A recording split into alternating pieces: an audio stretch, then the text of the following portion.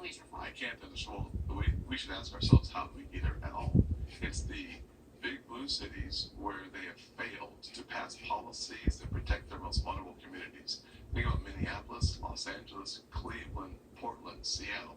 This problem came to the federal government because of the failure of blue mayors and liberal city council members for us to get here. So what we've decided to do is to stay at the table and look for common ground. We found common ground. We found common ground on military equipment. We found common ground on chokeholds. We found common ground on providing PTSD assistance and mental health and co-responders. We found common ground in a number of areas.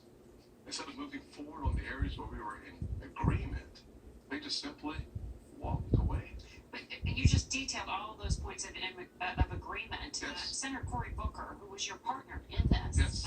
This started under the Trump administration and continued under the Biden administration. Exactly. When Republicans in control went nowhere, Democrats in control, it's going nowhere. But both times, the folks that left the table were the Democrats. Let's just be clear that we had stayed at the table. We said simply this: I'm not going to participate in reducing funding for the police after we saw major city after major city to fund the police.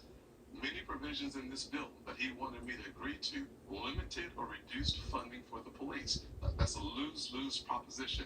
When you reduce funding for police, you actually lose lives in the communities. Our approach was a win-win approach.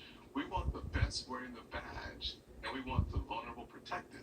So when you tie funding losses in this legislation, you should expect an allergic reaction from me.